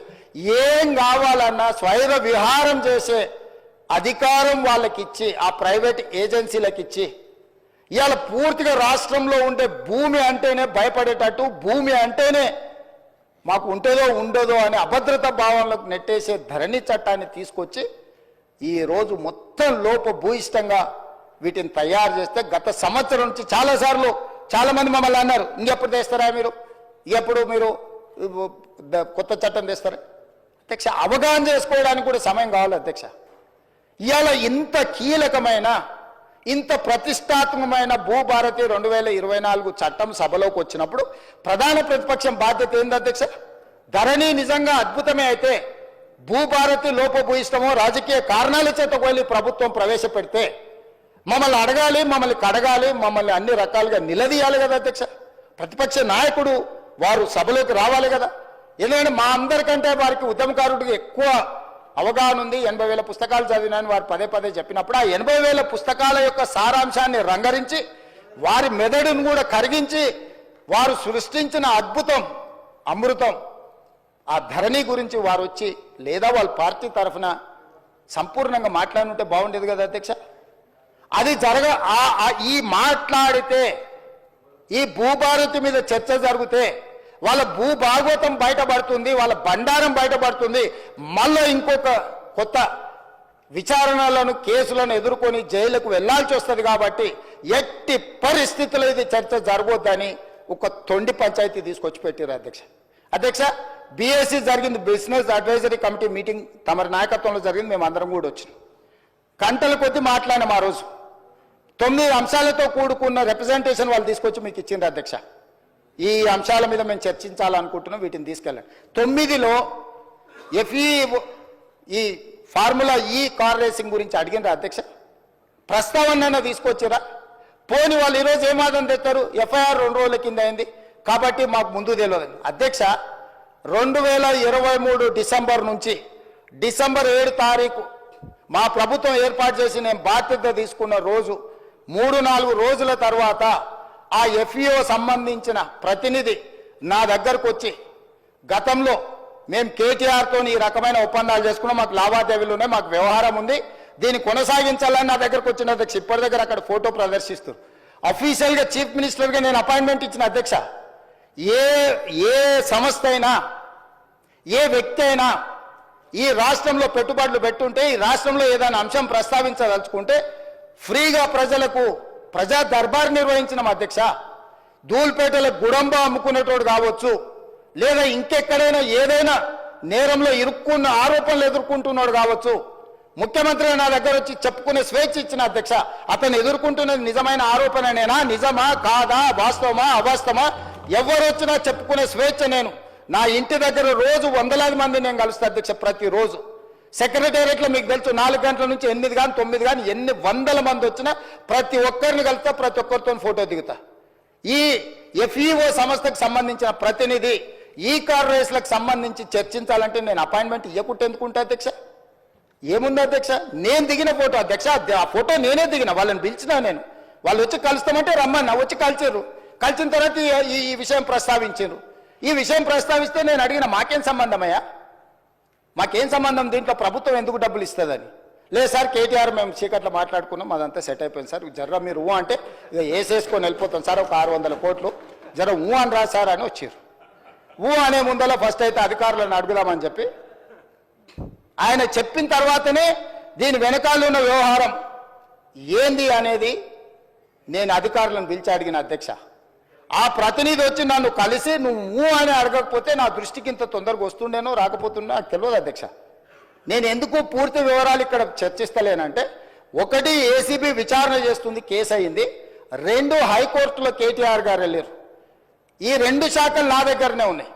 ఒక శాఖ ఎంఏయుడి హెచ్ఎండిఏ నా దగ్గరనే ఉంది, పోలీస్ శాఖ నా దగ్గరనే ఉంది, విచారణ చేసే శాఖ కూడా నా దగ్గరనే ఉంది. నేను ముఖ్యమంత్రికి సభలో దీంట్లో ఎక్కువ తక్కువ వివరాలు మాట్లాడితే విచారణ అధికారులు దీనికి ప్రభావితానికి లోనయ్యి నా మీద కక్షాపూరితంగా వ్యవహరిస్తుందని తారక రామారావు గారు ఈ అంశాన్ని కోర్టుల అడ్వాంటేజ్ వాడుకుంటాడు అని చెప్పి నేను ఎక్కువ వివరాలు మాట్లాడతలేను అధ్యక్ష. నేను స్పష్టంగా చెప్పదలుచుకున్నా అధ్యక్ష. 2023 డిసెంబర్, నాకు తారీఖు సరిగ్గా గుర్తులేదు, నేను ఆ డేట్లన్నీ తీసిస్తాను. 2023 డిసెంబర్ నుంచి 2024 డిసెంబర్ ఏసీబీ ఎఫ్ఐఆర్ చేసే వరకు క్రొనలాజికల్గా జరిగిన అన్ని వివరాలను తొందరలోనే నేను అందరి ప్రజలకు వివరిస్తా. ఆ సంస్థకు సంబంధించిన ప్రతినిధి నన్ను కలిసి నాకు వాళ్ళు జరిగిన లోపాయకారి ఒప్పందాల గురించి చెప్పి దీన్ని నువ్వు సహకరించాలని అడిగినప్పుడు శాఖ నుంచి సమాచారాన్ని తెప్పించుకొని ఇది తెలంగాణ రాష్ట్ర ప్రజలకు సంబంధించిన సొమ్ము, హైదరాబాద్ నగర అభివృద్ధి కోసం మాత్రమే వాడాలి, కొద్దిమంది దోసుకుంటే కుదరదు అని చెప్పి దాన్ని వివిధ సందర్భాలలో అధికారుల నుంచి సమాచారాన్ని సేకరించి అధికారులకు పై అధికారులు నోటీసులు ఇచ్చి వాళ్ళు ఇచ్చిన రిప్లైల ఆధారంగా దాన్ని విచారణ చేపట్టాలి అని చెప్పి ఈరోజు ఫిర్యాదు చేసినాం అధ్యక్ష. సంవత్సరం నుంచి నానుతున్న సబ్జెక్టు, సంవత్సరం నుంచి పత్రికలలో రాస్తున్న సబ్జెక్టు, సంవత్సరం నుంచి టీవీలలో పేపర్లలో చర్చ జరుగుతున్న సబ్జెక్టు. 4 సమావేశాలు జరిగినాయి అధ్యక్ష. మన ప్రభుత్వం వచ్చినాక తమరి నేతృత్వంలోనే, తమరు స్పీకర్ అయిన తర్వాత ఈ శాసనసభ సమావేశం ఒక్కసారి కాదు 4 సార్లు జరిగింది అధ్యక్ష. ఇది 4వ సమావేశం. 4 సమావేశాలలో ఏ రోజైనా ఫార్ములా ఈ రేస్ గురించి బీఆర్ఎస్ ఎప్పుడైనా మాట్లాడిందా అధ్యక్ష? ప్రపంచంలో ఉండే చంద్రమండలంలో ఉండే ధూళి దుమ్ము గురించి అనకాపల్లి నుంచి అమలాపురం నుంచి అమెరికా వరకు కేటీఆర్ గారు అన్ని విషయాలు మాట్లాడిండు. ట్విట్టర్ పిట్ట రోజు విషయాలను ప్రస్తావించిన ఏ రోజు అన్నా ఈ ట్విట్టర్ పిట్ట ఈ ఫార్ములా ఈ రేస్ గురించి ఎప్పుడైనా మాట్లాడిండు అధ్యక్ష? ఇవాళ నిన్న సాయంత్రం నుంచి ఎట్టి పరిస్థితుల్లో చర్చ జరగాల్సిందే, ఈ సభను నడవనీయం. ఏంటి అధ్యక్ష దురహంకారం? 2023 డిసెంబర్లో ఓడించి అధికారంలోకి వెళ్ళి దించారు. ఇంకా వాళ్ళ అహంభావం తగ్గలేదని 2024 పార్లమెంట్ ఎన్నికల్లో డిపాజిట్లు పుంజుకున్నారు అధ్యక్ష. అయినా ఇంకా వీళ్ళు అధికారం పోయినా మారలేదు, డిపాజిట్లు పోయినా మారలేదు. ఈరోజు మెదడు కూడా పోయినట్టుంది అధ్యక్ష వాళ్ళు చేస్తున్న అల్లరి చిల్లర పనులు చూస్తుంటే. అధ్యక్ష, మనం బాధ్యత కలిగిన ప్రజాప్రతినిధులం. ఇంత కీలకమైన సమస్య చర్చ జరుగుతున్నప్పుడు ఈ చర్చను కొనసాగించి చర్చ పూర్తయిన తర్వాత తీసుకోమని అడగనున్నారు అధ్యక్ష. తమరు అనుమతిస్తే ఏదైనా. ఇవాళ నేను ఎందుకు వివరాలు ఇక్కడ మొత్తం చెప్పలేకపోతున్నానంటే, ఒక పక్కన ఏసీబీ విచారణ చేస్తుంది, రెండవ పక్కన కోర్టులో అతను వాదనలు వినిపిస్తున్నాడు. నేను ఏ సమాచారం అవసరానికి మించి వాస్తవాలను ఏది మాట్లాడినా ముఖ్యమంత్రిగా ఈ శాఖ 2 శాఖలు నా పరిధిలోనే ఉన్నాయి కాబట్టి నేను ఏదైనా ఆ శాఖలను మీద ప్రభావితం, ఆ శాఖలను ఏదైనా ప్రభావితం చేస్తా అని చెప్పి ఏదన్నా అనుకునే అవకాశం ఉంటుంది కాబట్టి నేను ఆ వివరాల జోలికి వెళ్తలేను. మీ ద్వారా ఇన్ని వివరాలు చెప్పిన నేను ఒకటే కోరుకుంటున్నా అధ్యక్ష, ఫార్ములా ఈ రేస్కు సంబంధించి వారు పట్టుబడుతున్నారు. ఒకసారి అధికారులతో ఒకసారి కోర్టులో పరిస్థితులను అంచనా వేసుకున్నాక మీరెప్పుడు పిలిస్తప్పుడు ఇక్కడైనా ఎక్కడైనా ఒకవేళ వాళ్ళకి శాసనసభలో చర్చించడానికి వాళ్ళకు ఒకవేళ ఏమైనా ఇబ్బందులు ఉంటే వాళ్ళ పార్టీ ఆఫీస్కి అయినా కూడా వస్తాం అధ్యక్ష, మాకేం అభ్యంతరం లేదు.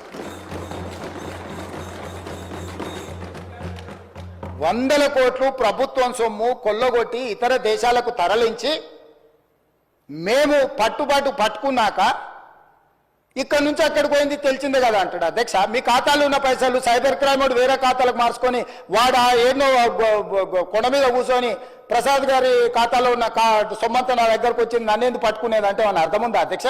హెచ్ఎండిఏ ఖాతాలో ఉండాల్సిన కోట్ల రూపాయలు లండన్లో ఏదో కంపెనీకి మార్చి ఆ లండన్ కంపెనీ వెనకాల నీకేం లాలుచుందో చెప్పకుండా ముందు ట్రైపార్టీ అగ్రిమెంట్ ఉన్నదాన్ని బైపార్టీ అగ్రిమెంట్ చేసి బైపార్టీ అగ్రిమెంట్ల ఎన్నికల నిబంధనలను ఉల్లంఘించి రాష్ట్ర ప్రభుత్వ విధి విధానాలను ఉల్లంఘించి అన్ని రకాలుగా కోట్ల రూపాయలు అధ్యక్ష 55 కోట్లు అంటుండు అధ్యక్ష వీళ్ళు చేసుకున్నది 600 కోట్లు ఎన్నికే 55 కోట్లు ఇవ్వగానే నేను పట్టుకున్నా అధ్యక్ష 55 కోట్లు ఇవ్వగానే నేను పట్టుకున్నా కాబట్టి 500 కోట్లు మిగిలిపోయినాయి అధ్యక్ష లేకపోతే నేను జర్ర ఆయన వచ్చిండు కదా చెప్పిన కదా అధ్యక్ష జర్ర అని అయిపోతుందని నేను జర్ర అంటే 600 పోతుండే అధ్యక్ష 55 కోట్లు చిన్న అమౌంట్ అధ్యక్ష ప్రజలది ఇవాళ హాస్పిటల్లో 50,000 లక్ష రూపాయలు హాస్పిటల్ ఖర్చులకు లేకుండా ప్రాణాలు పోతున్నాయి అధ్యక్ష ప్రభుత్వ సొమ్ముకు జవాబుదారీతనంగా ఉండాల్సిన ప్రజాప్రతినిధులు 55 కోట్లు పోతే ఏమైంది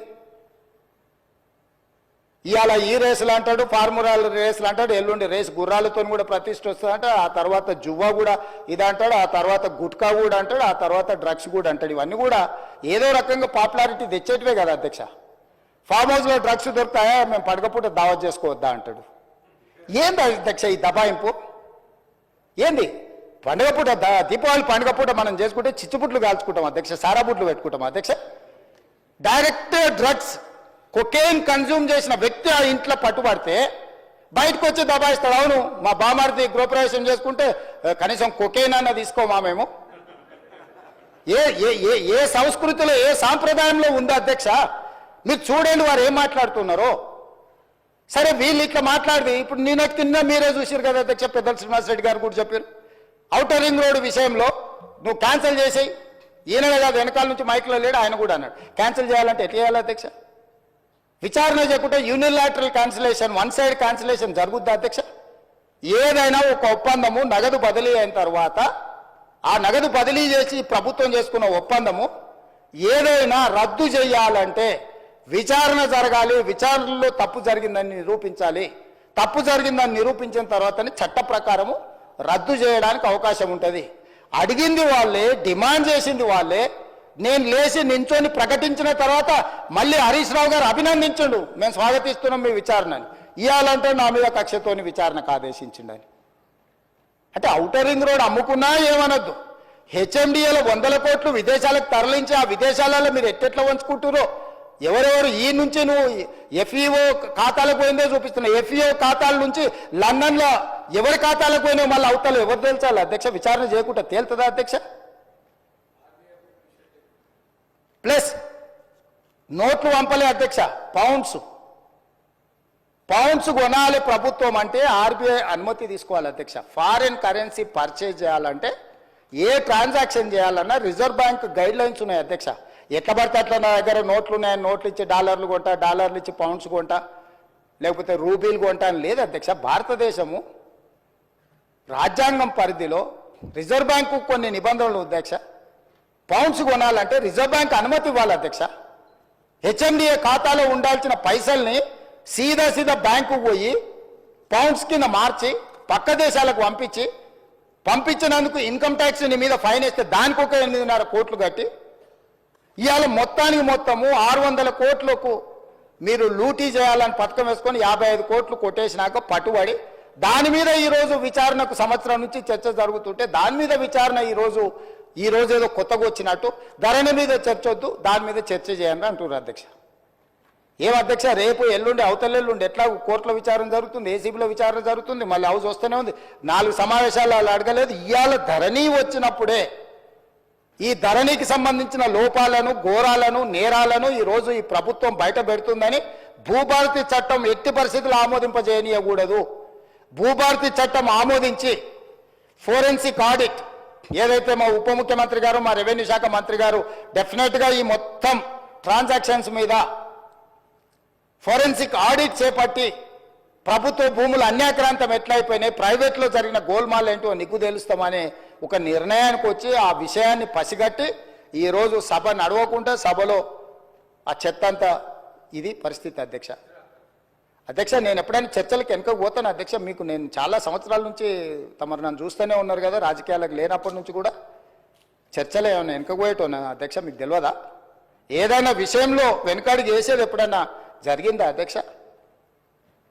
అంటే ఈరోజు మీరు తప్పించుకోవడానికి మీరు చేసిన నేరాలను కప్పిపుచ్చుకోవడానికి ఈ రకంగా సభను అవమానించి తమరిని కించపరిచే విధంగా మాట్లాడి సభా గౌరవాన్ని ఆ కుర్చీ మర్యాదను మంటగలిపి చర్చలే జరగొద్దు, బిల్లే పాస్ కావద్దు, ఈ భూములు ప్రజలు రైతులు బాగుపడొద్దు అని ఒక కుట్రపూరితమైన నేరాపూరితమైన ఆలోచనతోటి ఈరోజు వాళ్ళందరూ అట్లా ఆటవికంగా వ్యవహరించడాన్ని మమ్మల్ని వదిలేయండి అధ్యక్ష. మేము పాలకపక్షం, వాళ్ళు ప్రతిపక్షం ఉండొచ్చు.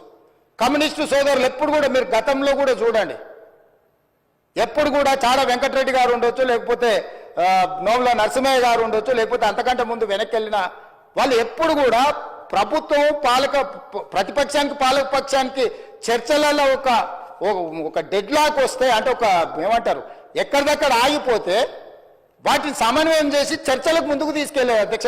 వాళ్ళు ఎప్పుడు కూడా ఈ సభ చర్చలు జరుగుతాయనే, ప్రజల సమస్యల మీద చర్చలు జరుగుతాయనే పరిష్కారం చూపిస్తారని నమ్మే కమ్యూనిస్టులు దాదాపుగా ఉమ్మడి రాష్ట్రంలో అటు తెలుగుదేశం ఉన్నా, ఇటు కాంగ్రెస్ ఉన్నా, లేకపోతే కాంగ్రెస్ అధికారంలో నుండి తెలుగుదేశం ప్రతిపక్షంలో ఉన్న ప్రతిష్టంభన వచ్చినప్పుడు కమ్యూనిస్టులు కీలకమైన బాధ్యత తీసుకొని, ఎంఐఎం కీలకమైన బాధ్యత తీసుకొని సభను నడిపించడానికి, సాంప్రదాయాలను కొనసాగించడానికి ఒక సమన్వయం చేసేది అధ్యక్ష. ఇవాళ ఏదీ లేదు అధ్యక్ష, ఎవ్వరు మాట వినడం లేదు. వాళ్ళేం ఎంఐఎం ఆర్ లేకపోతే బీజేపీ ఆర్ కమ్యూనిస్టులు మా పార్టీ క్రియాశీలక సభ్యులేం కాదు అధ్యక్ష. వాళ్ళందరూ చర్చ జరగని చర్చ ఇది అత్యంత కీలకమైంది. మేము కొన్ని అంశాలు ప్రభుత్వం దృష్టికి తీసుకుదలుచుకున్నాం. తెచ్చుతున్న చట్టంలో కూడా ఏదైనా లోపాలు లేకపోతే వాటిలో ఏమైనా సూచనలు చేయాలని వాళ్ళు అడుగుతుంటే మేము ఎవ్వరిని మాట్లాడనీయము, మా ఇష్ట రాజ్యాంగం మేము వ్యవహరిస్తాము. ఇది తెలంగాణకు గౌరవము తెచ్చిపెట్టదు అధ్యక్ష. ఈ సభలో అట్లా వ్యవహరించే వాళ్ళ పట్ల తమరు నిశితంగా ఆలోచన చేసి ఒక మంచి నిర్ణయం తీసుకోవాల్సిన సమయం వచ్చేసింది అధ్యక్ష. 1 సంవత్సరం పూర్తి అయిపోయింది. ఇంకా మనం చిల్లర మల్లర వేషాలు వేసుకుంటా 10 సంవత్సరాలలో 100 సంవత్సరాలకు కావాల్సినంత దోసుకొని విధ్వంసం చేసి చర్చనే జరగొద్దు, చట్టమే మారొద్దు, చట్టం మా ఇష్ట ప్రకారమే నడవాలి, మీ ఇష్ట ప్రకారం వద్దు అని 23 డిసెంబర్లో అధికారం కోల్పోయారు, 24 మే జూన్లో డిపాజిట్లు కోల్పోయారు, 24 డిసెంబర్లో మీరు మెదడు కూడా కోల్పోయినట్టుగా అనిపిస్తుంది అధ్యక్ష నాకు.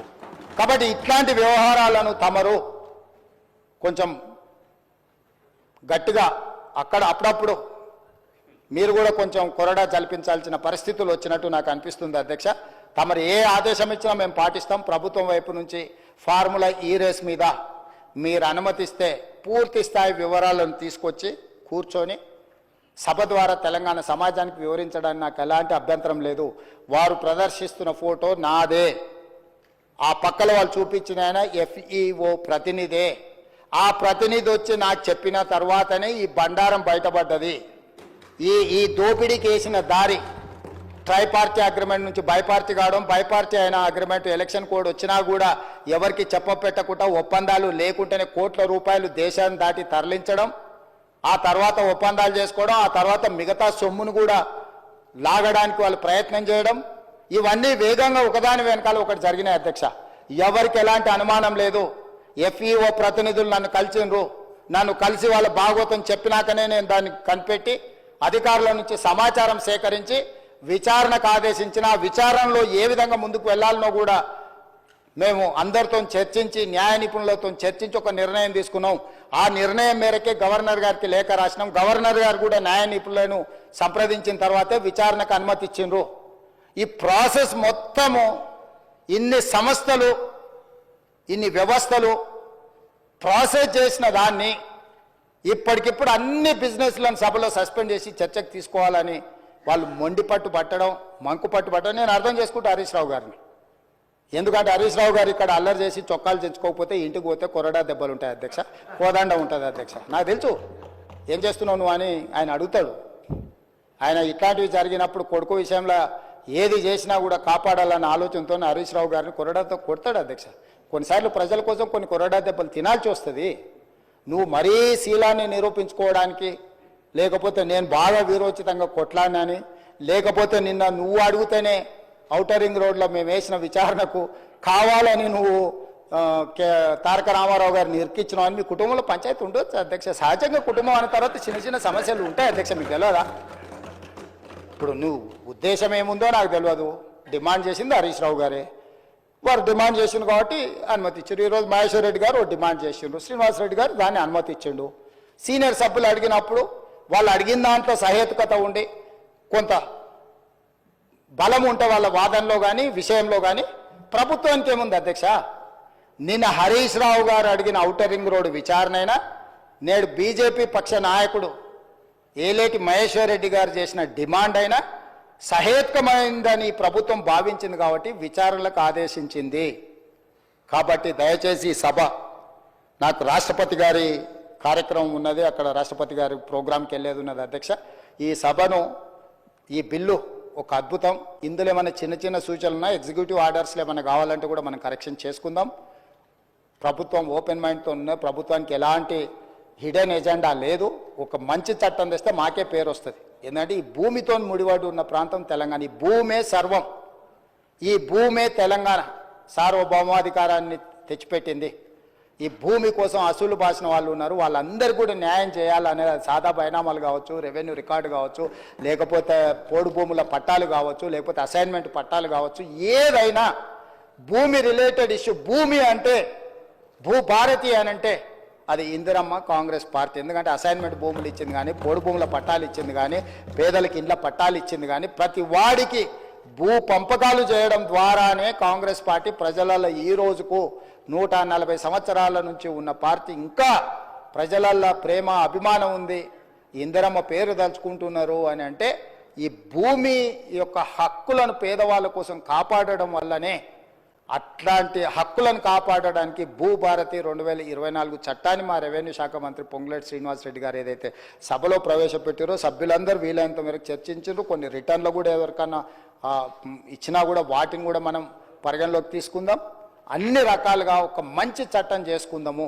ఈ మంచి చట్టంలో అందరినీ ఇప్పటి కూడా నేను విజ్ఞప్తి చేస్తున్నా, ఇవాళ సాయంత్రం వరకు బీఆర్ఎస్ఓ లేదన్నా రిటర్న్ డాక్యుమెంట్ సబ్మిట్ చేసినా కూడా తమరు అనుమతి ఇవ్వండి. ఒకవేళ అసెంబ్లీ సెక్రటరీ గారికి వాళ్ళు ఏదైనా పంపించిన అందులో ఏదైనా విలువైన సూచన ఉంటే అధికారులకు కానీ నేను మంత్రి గారికి కానీ అడుగుతున్నా.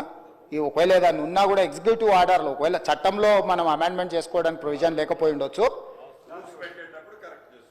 ఏదైనా ఉంటే, అంటే వాళ్ళు ఇంత అల్లరి చేసినా ఏది చేసినా వాళ్ళు ఏదైనా విలువైన సూచన చేస్తా అంటే మాత్రం మాకు ఎలాంటి అభ్యంతరం లేదు అధ్యక్ష.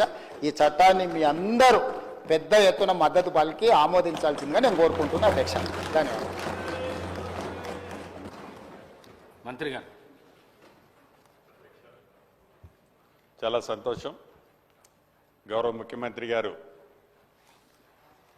ఈ తెలంగాణ భూభారతి ROR 2024 చట్టాన్ని గురించి ఈ రాష్ట్ర ప్రభుత్వంలో గడిచిన సంవత్సరం నుంచి ఈ రాష్ట్రంలో జరుగుతున్న పరిస్థితుల గురించి యావత్ తెలంగాణ 4 కోట్ల ప్రజలను ఉద్దేశించి దేవాలయం లాంటి ఈ పవిత్రమైన అసెంబ్లీలో దేవుళ్ళ లాంటి మీ సమక్షంలో చాలా స్పష్టంగా వివరించడం జరిగింది.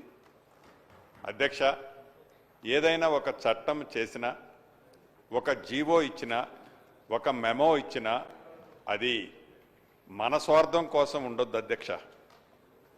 ఏ చట్టమైతే ఆనాడు 2020 కానివ్వండి, ధరణి కానివ్వండి తెస్తే గ్రామీణ ప్రాంతంలో ఉండే కోట్లాది మంది రైతులు, చిన్న చిన్న కమతాలున్న భూస్వాములు ఎలా ఇబ్బంది పడ్డారో ఆనాడు మనం ప్రత్యక్షంగా చూసాం. దాంట్లో ఈ సభలోనే ఉన్నవాళ్ళు కాదు, ఆ సభలో ఉన్నవాళ్ళు కాదు, ప్రతిపక్ష నాయకులు కాదు, ముఖ్యమంత్రిగా రేవంత్ రెడ్డి గారు కాదు, మా శాసనసభ పక్ష మంత్రిగా శ్రీధర్ బాబు గారు కాదు, చివరికి రెవెన్యూ మంత్రిగా నేను కాదు, తమరో కాదు, అందరం ఈ ధరణితో 2020 చట్టంతో పడ్డ బాధలని విముక్తి కోసం ఒక అద్భుతమైన ప్రజలు హర్షించే ప్రజల సూచనలకు అనుగుణంగా కొద్దిగా లేట్ అయినప్పటికీ అన్న మాట ప్రకారం ఆనాడు ఎన్నికల ముందు ఎన్నికల మేనిఫెస్టోలో ఆనాటి మేనిఫెస్టో చైర్మన్గా శ్రీధర్ బాబు గారు ఒక అంశాన్ని చేర్చారు. అది భూమాతగా ఇందిరమ్మ రాజ్యం వచ్చిన తర్వాత దీన్ని మారుస్తామని చెప్పారు. ఆ భూమాతే ఈ భూభారతి. ఈ భూభారతి పేరుని యావత్ తెలంగాణ రాష్ట్రంలో ఉండే కోట్లాది మంది ఈనాడు హర్షిస్తున్నారు అధ్యక్ష. మొన్నటి నుంచి నేను చూస్తున్నాను, సుమారు నాకు వేలాదిగా ఫోన్లు వచ్చాయి అధ్యక్ష. గ్రామీణ ప్రాంతాల్లో పండగ వాతావరణం ఉంది అధ్యక్ష. అంటే ధరణి ఎప్పుడైతే పోయిందో, 2020 చట్టం ఎప్పుడైతే భూస్థాపితం చేసి దాన్ని బంగాళాఖాతంలో వేశామో, పూర్తి ప్రక్షాళన చేసి ప్రజలకి సంబంధించి ప్రజలు ఆమోదించదగ్గ ఈ చట్టంతో ప్రజలు ఈనాడు సంతోషపడుతున్నారు అధ్యక్ష. ఏదైతే దీని మీద ప్రతిపక్ష నాయకులు, ప్రధాన ప్రతిపక్ష నాయకులు అంటే ఎలా రాలేదు, ఇందాక తమరికి విన్నవించుకున్నాను, ఈ సభకు చెప్పాను. యావత్ తెలంగాణ రాష్ట్రంలోని 4 కోట్ల మందికి వ్యక్తిగతంగా నా కోరికే కాదు అధ్యక్ష, ఒక రెవెన్యూ మంత్రిగా నా కోరికే కాదు, 4 కోట్ల మంది ప్రతిపక్ష నాయకుడిగా తన సూచనలు ఇస్తాడానికి వస్తాడేమో అనుకున్నాను. గౌరవ పెద్దలు కేసీఆర్ గారు రాలేదు అధ్యక్ష. రాకపోవడానికి ఒక 2-3 కారణాలు ఉండొచ్చు. మొదటి కారణం ఆరోగ్యం బాగలేకుండా ఉండకపోవచ్చు. ఎందుకంటే సభ ఏర్పాటు ఏదైతే ఇందిరమ్మ రాజ్యం వచ్చిందో, వచ్చిన దగ్గర నుంచి మొదటిసారి ఏదో కాలుకి దెబ్బ తగిలిందన్నారు. అది ఎలా తగిలిందో, ఎందుకు తగిలిందో ఆ వివరంలోకి వెళ్ళను అధ్యక్ష. తర్వాత కూడా ఎప్పుడైనా ఈ సభలో మిగతా చర్చలకు వస్తారేమని ఆశించాము అధ్యక్ష, రాలేదు అధ్యక్ష. చివరికి ఇందాక తమరికి ఎన్నవిచ్చినట్టు ఇక అద్భుతమైన చర్చ జరుగుతుంది. అనుభవజ్ఞులు ఇందాక గౌరవ ముఖ్యమంత్రి రేవంత్ రెడ్డి గారు చెప్పినట్లు వారి సూచనలు సలహాలు కూడా తీసుకుందాం అనుకున్నాం అధ్యక్ష. ప్రధాన ప్రతిపక్ష నాయకుడు రాకపోయినా ప్రధాన ప్రతిపక్ష సభ్యులు ఇందాక గౌరవ ముఖ్యమంత్రి గారు ఏదైతే వివరించారో చాలా డీటెయిల్గా వివరించారు అధ్యక్ష. ఏ రకమైన అలజడి, అరాచకం, దౌర్జన్యం ఎలా చేశారో ఆడున్న కాగితాలు కానీ, అంతకుముందు మీ మీద ఇసిరేసిన పుస్తకాలు కానీ, నన్ను మ్యాన్ హ్యాండిలింగ్ చేయడానికి వచ్చిన సందర్భం కానీ ప్రత్యక్షంగా ప్రతిదీ చూశాం అధ్యక్ష. వారు సూచనల్ని కేవలం ఇందాక గౌరవ ముఖ్యమంత్రి గారు చెప్పినట్లు ధరణిలో భాగవతాలు ఎక్కడ బయటపడతాయో అని, ఈ ROR చట్టం 2024 అప్రూవల్ అయితే వారి భాగవతాలు బయటపడితే తెలంగాణ ప్రజలు ఏ అరాచకం చేశారో ఈ తెలంగాణ ప్రజలు భవిష్యత్తులో ఆ దొరల్ని ఈ రాష్ట్రంలో ఉండనీరు అని ఏకైక భయముతో ఈ చట్టాన్ని, ఒక మహా అద్భుతమైన చట్టాన్ని అప్రూవ్ చేయకుండా, ఈ సభలో అప్రూవ్ చేయకుండా ఉండే విధంగానే ఆ అరాచకం జరిగిందని యావత్ తెలంగాణ ప్రజలు కూడా ప్రత్యక్షంగా చూశారు అధ్యక్ష. ఇక బీజేపీ పక్ష నాయకులు మహేశ్వర్ రెడ్డి గారు మొత్తం ఈ 22 క్లాజుల్లో మహేశ్వర్ రెడ్డి గారు కొన్ని క్లాజులు సవరణ చేయాలి అని చెప్పారు. అదే రకంగా బీజేపీకి సంబంధించిన శంకరన్న కూడా కొన్ని సూచనలు లిఖితపూర్వకంగా తమరికి నిన్న ఇచ్చారు. అదే రకంగా చాలా వివరంగా విపులంగా MIM ఫ్లోర్ లీడర్ అక్బరుద్దీన్ బాయ్ గారు చాలా స్పష్టంగా దీనికి సంబంధించిన అనేక అంశాలని వివరించడమే కాకుండా వారు కొన్ని సూచనలు సలహాలు ఇచ్చారు. అదే రకంగా సిపిఐ నాయకులు, ఉద్యమాలకు బాటపట్టే నాయకులు వారు కొన్ని, సాంబశివరావు గారు కొన్ని సూచనలు ఇచ్చారు. ఈ సూచనలన్నిటినీ పరిగణనలోకి తప్పకుండా ప్రజలకి మంచి జరిగే సూచనలు ఏవైతే ఇచ్చారో క్లాజ్ వైజు ప్రతి దాన్ని రేపు రూల్స్ ఫామ్ చేసేటప్పుడు వాటన్నిటినీ సైలెంట్ గా ఎక్కడైతే ఉందని వారు అనుకుంటున్నారో వాటిని ఈ ప్రభుత్వము, ప్రజా ప్రభుత్వము, ఇందిరమ్మ ప్రభుత్వము చాలా స్పష్టంగా రూల్స్ ఫామ్ చేసేటప్పుడు వాటికి ప్రతిదీ కూడా మీరు చెప్పిన అంశాలని చట్టంతో పాటు దీంట్లో చేర్చడం జరుగుద్దని కూడా తమరి ద్వారా ఆ గౌరవ సభ్యులకి తెలియజేస్తున్నాను అధ్యక్ష. ఇక 1-2 విషయాలు చెప్పి నేను ముగిస్తాను అధ్యక్ష. ప్రధానంగా నిన్న ఉదయం కొచ్చినవర్లో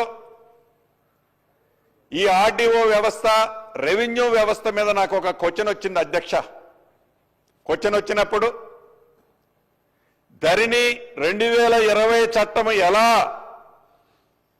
తప్పులు తడకలతో ఉందో ఈ ఆర్డీఓలు, ఎంఆర్ఓలు, కలెక్టరేట్ల వ్యవస్థ కూడా తప్పులు తడకగా ఉన్నదనడానికి నిదర్శనమే నిన్న వారి సభ్యులు రాజేశ్వర రెడ్డి గారు కానివ్వండి, మిగతా సభ్యులు కానివ్వండి, ఎప్పుడైతే నేను ఆ క్వశ్చన్కి ఆన్సర్ చేయడానికి లెగిసినప్పుడు నా నియోజకవర్గము 3 మండలాలు 3 జిల్లాల్లో ఉన్నాయి, 1-2 మండలాలు 1 జిల్లాల్లో ఉన్నాయి, నా నియోజకవర్గం 4 జిల్లాల్లో ఉంది. అధికారులతో నా సమస్యలు చెప్పుకోవటానికి ఇబ్బంది లేదు ఉన్నది అని ఇక్కడ ఉన్న సభ్యులు చాలా మంది వారు ఆవేదన వెలబుచ్చారు. ఈ చట్టం కానివ్వండి, ఆ నిర్ణయాలు కానివ్వండి ఎలా ఉన్నాయంటే ప్రజలకు ఆమోదయోగ్యమైంది కాదు, దొరల పాలనకి నిదర్శనంగా ఏ ఒక్క శాసనసభ్యుడు కూడా ఆ శాసనసభలకు సంబంధించిన పరిధిలో పూర్తిగా తన పరిధిలో ఆ పరిపాలన జరగొద్దు, పూర్తి అవగాహన ఆ శాసనసభ్యుడికి ఉండొద్దనే ఒక్కొక్క అసెంబ్లీ నియోజకవర్గాన్ని ముక్కలు చేసి 4-5 జిల్లాల్లో ఆనాడు ఆ మహానుభావుడు మాజీ ముఖ్యమంత్రి గారు పెట్టారు అధ్యక్ష. అంటే దానికి నిదర్శనమే ఈ చట్టం కానీ ఆనాడు ఎంఆర్ఓలు, ఆర్డీఓలు, కలెక్టరేట్లు కానీ. ఇక రెండో విషయానికి వస్తే అధ్యక్ష,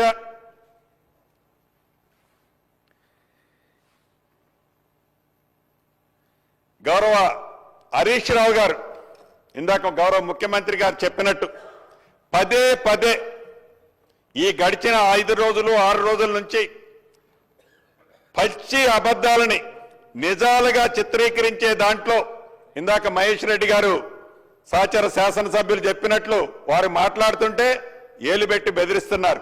నిజం, నేను కూడా చూశాను ఇక్కడి నుంచి. అంటే వారి ప్రవర్తన, వారి ఆలోచన ఏది చేసినా ప్రతిపక్షంలో ఉన్నాం కాబట్టి దాంట్లో నెట్టుకుపోతుందనే ఆలోచనతో ఈ రాష్ట్ర ప్రజలని తప్పు దోవ పట్టించే ఆలోచనతో వారు ఏదైతే చేస్తున్నారో ఈ రోజు చేసిన దాన్ని నేనే కాదు రాష్ట్ర ప్రజలంతా కూడా ప్రతిదీ ప్రత్యక్షంగా గమనిస్తున్నారు. గతంలో 2 సార్లు బుద్ధి చెప్పారు.